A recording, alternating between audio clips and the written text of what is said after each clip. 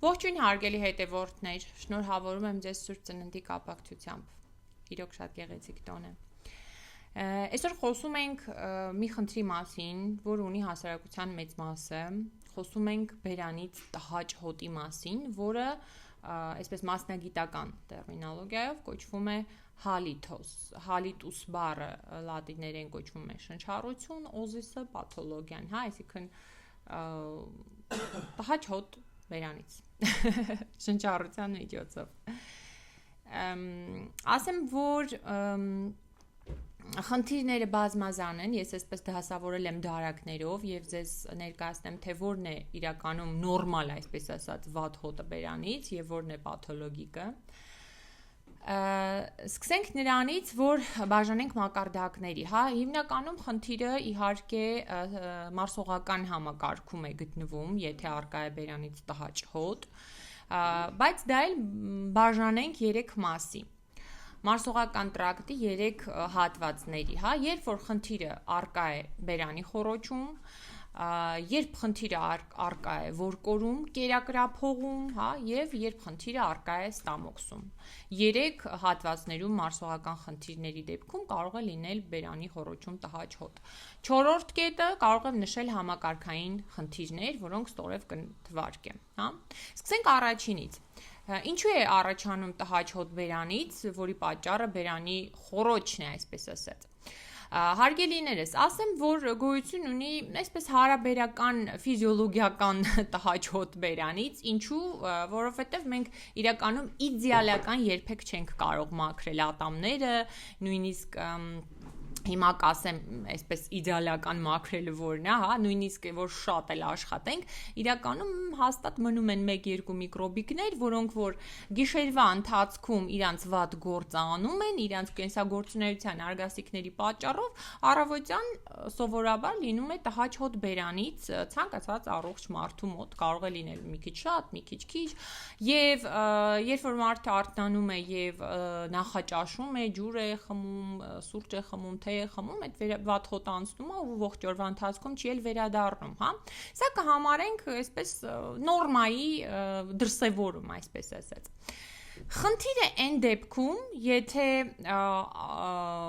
հոտը ամբողջ օրվա ընթացքում չի անցնում ու գերակշռող մասը հենց բերանի խոռոչն է պատճառը։ Ինչու հարգելիներս, որովհետև բերանի խոռոչում առկա են բազմաթիվ բակտերիաներ, որոնցից նաև պաթոլոգիկ, հա, ախտածին բակտերիաներ, անաերոբ, այսինքն ոչ թթվածնի ներկայությամբ իրանք չեն աշխատում, այլ թթվածնի բացակայությամբ են աշխատում ու նեխական պրոցեսներ են հիմնականում առաջացնում։ Այդ բակտերիաների պատճառով ինչա բալա խանգարում ես ինձ ցավոտ տանը գնա Ուրեմն այդ բակտերիաների շատացման, պաթոգեն բակտերիաների շատացման պատճառով այո կարող է լինել մշտական տհաճ հոտ բերանից։ Ինչու՞։ Որովհետև դուք լավ չեք խնամում ձեր ատամները եւ լնդերը մեկ պատճառ, այսինքն այնտեղ մնում են սննդի մնացորդներ, եւ ողջ օրվա ընթացքում այդպես նեխական պրոցեսներ կատարելու շնորհիվ այդ բակտերիաները, հա, առաջացնում են բերանից տհաճ հոտ։ Հաջորդ պատճառը, երբ իրականում կա խնդիր հենց ատամների եւ լնդերի, այսինքն այնտեղ կա իրականում կարիես, կա լնդերի բորբոքում, հա, այսինքն կա ինֆեկցիա որոշակի, որը գնալով իր գործը առաջ է տանում, այսպես ասած, եւ բնականաբար այստեղ էլի բակտերիաները իրենց աշխատանքը անում են եւ ողջ օրը բերանի խոռոչից կարող է գալ տհաճ հոտ։ Եվ երրորդ պատճառը բերանից տհաճ հոտի դա եւ սնունդն է անորակ հայկ Հայկ խնդրում եմ էլի մի խանգարի բալես Դու ասեցիր կգնամ իմ սենյակը բան կանեմ խաղամ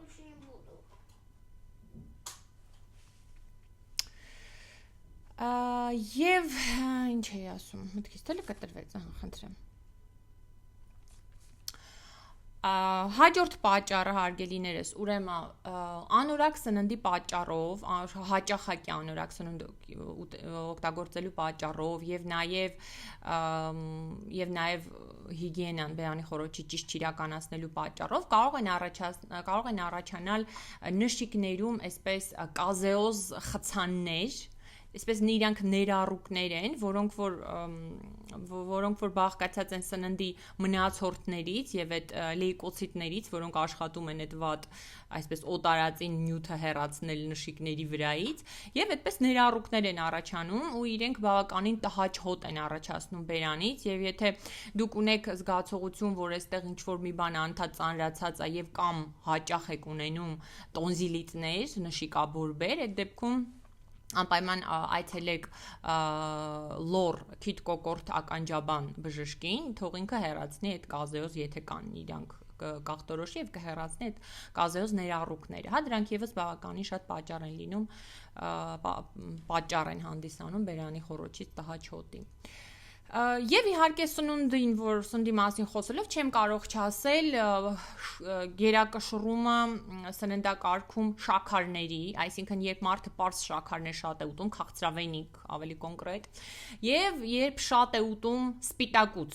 ու հիմնականում բնականաբար մսի տեսքով։ Այս երկու դեպքերում բերանի խորոչից այո կարող է գալ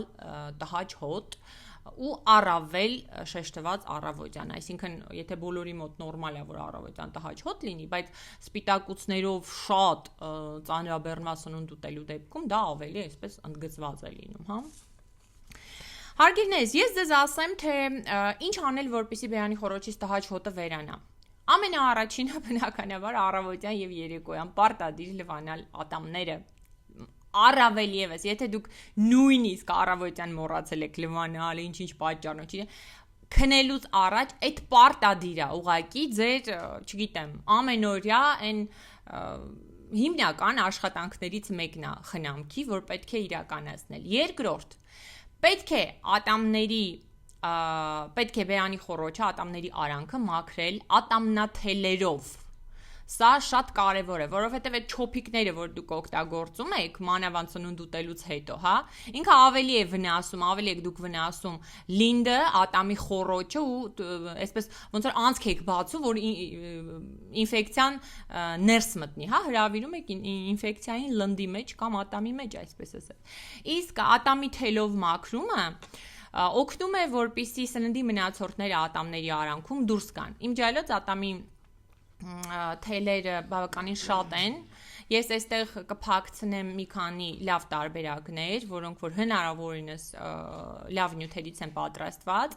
եւ նաեւ կփակցնեմ հենց սարք, որ դուք անչափես մատին չփաթաթեք, հա, մաքրեք, այլ սարքի վրա հագցնեք եւ այդպիսով ատամների լվանալուց հետո մաքրեք ատամների այդ արանքում մնացած սննդի մնացորդները։ Եվ երրորդ կարևոր բանը, եթե ամբողջ օրվա ընթացքում է բերանից տհաճ հոտը, անհրաժեշտ է նաև ատամները լվանալուց թելով մաքրելուց հետո ողողել բերանի խոռոչը որոշակի հակասեպտիկ նյութերով։ Այստեղ եւս փակցրել եմ հակասեպտիկ նյութեր, հնարավորինս օրգանիկ ելնես, որոնք որ սպիրտ չեն պարունակում, սպիրտ պարունակող նյութեր խորհուրդ չեմ տա ողողել բերանը, ինչու, որովհետև դրանք ճնշում են նաև մեր լավ միկրոֆլորան, հա։ Այդպես սիրելիներս, մտեք եւ տեսեք ձեզ որն է հարմար ու բերանի խոռոչի հիգիենայի համար պարտադիր օգտագործեք։ Դուք ինչ եք կարծում, ինչու ես ունեմ այսպիսի գեղեցիկ ատամներ։ Որովհետեւ ես մշտապես օգտագործում եմ ատամի թել։ Խնդրեմ։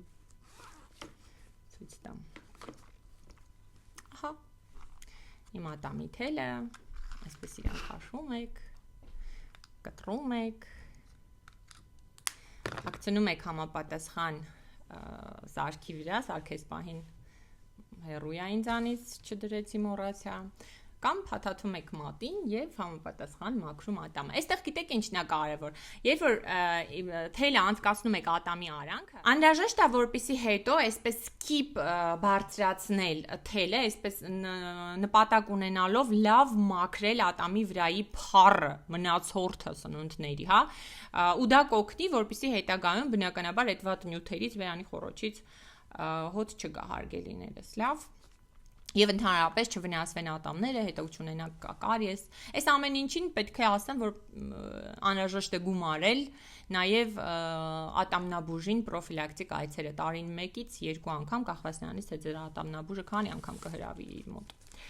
Սա ինչ վերաբերում է բերանի խոռոչին հարգելնես։ Եթե դուք այս բոլոր գործողությունները անեք ու տեսնեք, որ ամբողջ օրվա ընթացքում չի անցնում բերանից տհաճ հոտը,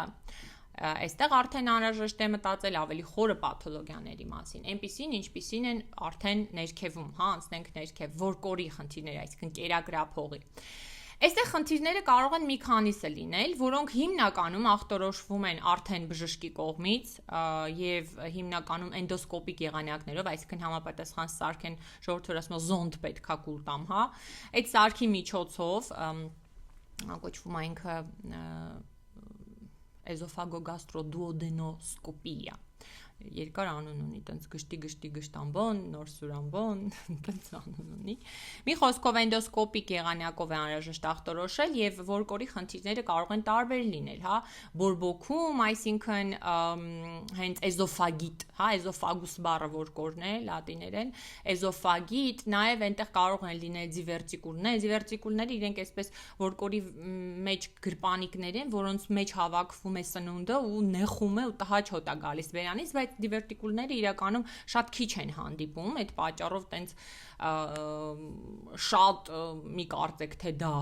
հավանական այսպես պատճառ է, բավականին քիչ է հանդիպում, այնուամենայնիվ անհրաժեշտ է դիմել բժշկի եւ հասկանալ, եւ երրորդ պատճառը կարող է լինել սնկային ախտահարումները, որոնք հիմնականում իմունիտետը իջած մարդկանց մոտ է լինում, ցավոք սրտի, հիմնականում օնկոխնդիրներ ունեցող, միավարակակիրների մոտ, հա, այսինքն սնկային կանդիդոզային վարակ որկորի, հա, որը բավականին քիչ է հանդիպում։ Երրորդ արդեն մակարդակը մարսողական տրակտի, որտեղ խնդիրը կարող է լինել, դա իհարկե ստամոքսն է։ Ես ձեզ ասեմ, նորմայում ստամոքսը արտաքին աշխարհի հետ ոչ մի կապ չունի, որովհետև գոյություն ունի ստամոքսամուտքի այսպես կարդիալ հատված ենք մենք ասում բժիշկներս, ինքը մկանային այսպես օղ է, որը որ ամբողջ ընթացքում փակ է պահում ստամոքսի մուտքը, հա, դեպի ստամոքս մուտքը եւ բացվում է մենակ ջուր խմելու կամ ուտելու դեպքում, հարգելիներս։ Ստամոքսում ցանկացած խնդիր կարող է առաջացնել բերանի տհաճ հոտ, եթե կա կարդիալ անբավարարություն, այս ստամոքսամուտքի անբավարար փակում, այսպես ասած, եթե լավ չի փակվում ստամոքսի մուտքը։ Այս դեպքում ինչ կարող եք ունենալ, ինչպես կարող եք հայտնաբերել սովորական սիմպտոմներով, ինչպիսիք են այրոցը, իզժոգան, հա, եւ հաճախակի գղտոցները ու իմջայլոց բավականին այսպես ձայնով եւ ինտենսիվությամբ ու հաճախականությամբ, հա։ Այս դեպքում կարող ենք ասել, որ մարդու մոտ հավանաբար կարդիալ անբավարարություն կա, ու ստամոքսում տեղի ունեցող պրոցեսները, այնտեղ կլինի գաստրիտ, կլինի հելիկոբակտեր պիլորի վարակ, որը որ իր հետ բերում է տարբեր այնտեղ պրոցեսներ, հա, բնականաբար կառաջացնի բերանից տհաճ հոտ ու առավել այսպես թթվային երանգով հոտը կլինի։ Մյուս խնդիրներից է եւ հաճախ հանդիպող դա դիաֆրագմայի ստոծանու, ունենք մենք ստոծանի, չէ, որը որ օգնում է մեր շնչառությանը, ու իր մեջ կա անցք, որը որ անցնում է որկորը ու բացվում է դեպի ստամոքս մարսողական ուղին, հա, այդ ստոծանու որկորային բացվածքի ճողվածքի դեպքում, երբ որ ինքը մեծանում է, ասենց խոսակցական ասած լոճվում է, հա, իր ֆունկցիան ճիշտ չի իրականացնում, ստամոքսի այդ վերևի հատված, այստեղ միտեղ նկար կփակցնեմ, դուրս է գալիս դիաֆրագմայից վերև։ Դա առաջացնում է բացի բերանից տհաճ հոտ, առաջացնում է բազմաթիվ խնդիրներ, որոնցից նաև ցավեր, առավել եւս կլման ժամանակ, շատ գղտոցներ, զկրտոցներ,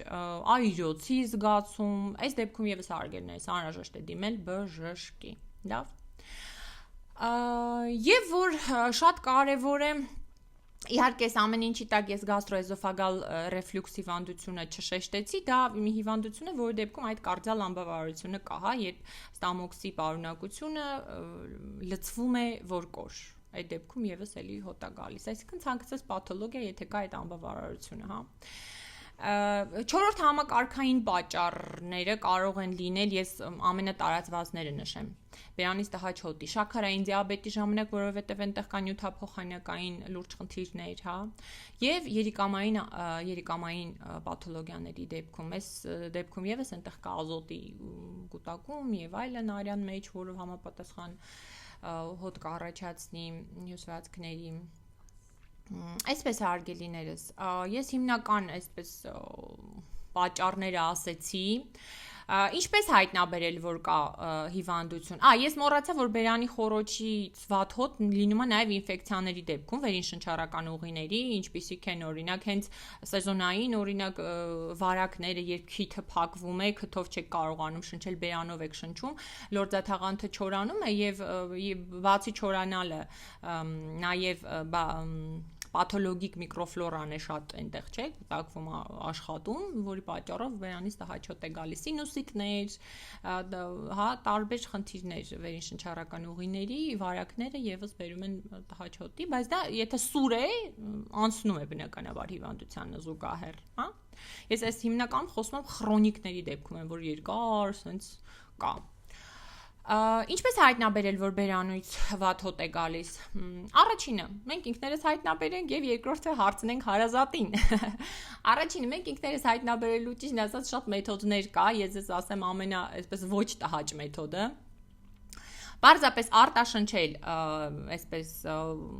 համապատասխան բաժակի մեջ եւ ներշնչել ու փորձել հասկանալ կա բերանից տհաճ հոտ թե չէ, եւ երկրորդը, եթե կասկածում եք մի գրամ, հարցնել ձեր հարազատին, ձեր զուգընկերոջը, մայրիկին, երեխային, չգիտեմ, այնտեղ ում հետ որ մոտ եք, մտերիմ եք, չեք ամաչի հարցնեք, հա, հարցրեք եւ թող ինքը ձեզ անկեղծ պատասխանի, արդյոք իրոք տհաճ հոտ կա բերանից թե ոչ, որովհետեւ դա մի խնդիր է, որ բավականին խոչընդոտում է մարդկանց շփմանը։ Այդ պատճառով պետք է այդ խնդիրը լուծել, հարգելիներս, լավ։ Այսքանը հարգելիներս, հուսով եմ օգտակար էր, անպայման հետևեք բերանի խոռոչի հիգիենային, մի մոռացեք լվանալ ատամները, դա շատ կարևոր է, եւ անհրաժեշտության դեպքում իհարկե դիմեք բժշկի։